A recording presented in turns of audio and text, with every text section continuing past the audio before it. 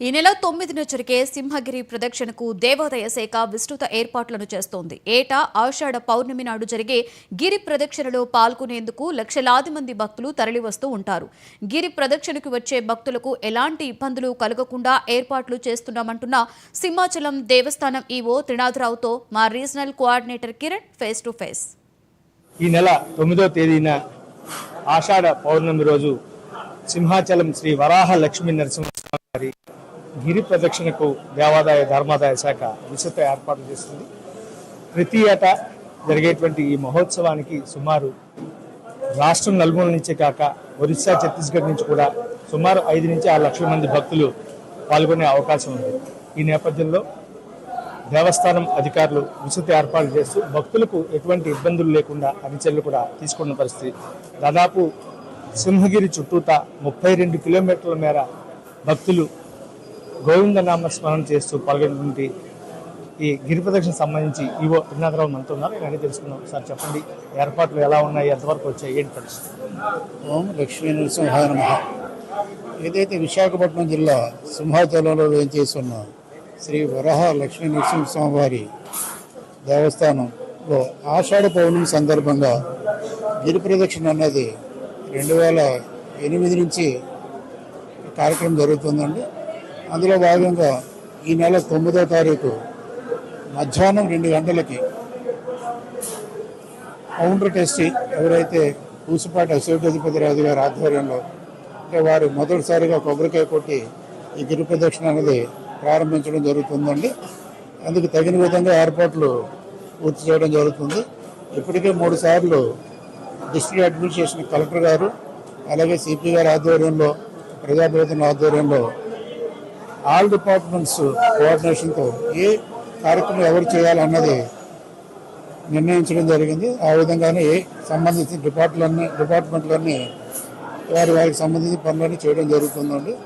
GVMC వారు మేము request చేసింది ఏంటంటే టాయిలెట్స్, వాటర్ ఫెసిలిటీ అన్నీ వాటిని ఇవ్వమని అడిగాము. వారు ఆ విధంగానే ఏర్పాటు చేయడం జరుగుతుంది.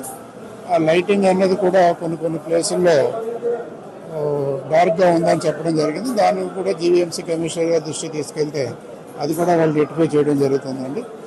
అలాగే దేవస్థానం తరఫున తీసుకున్నట్టయితే సీసీ కెమెరాలు సిపి గారు ఏర్పాటు చేయమన్నారు. ఆ విధంగా ఈ 32 కిలోమీటర్లు కవర్ అయ్యే విధంగా ఆల్రెడీ కొన్ని పోలీస్ డిపార్ట్మెంట్ వారు కానీ జీవీఎంసీ గారు ఏర్పాటు చేసిన ప్లేసులు కాకుండా ఇంకా రిమైనింగ్ ప్లేసుల్లో మేము సీసీ కెమెరాలు ఏర్పాటు చేసి పోలీసు వారు చెప్పిన విధంగా కమాండ్ కంట్రోల్ రూమ్కి అది లింకప్ చేయడం జరుగుతుందండి.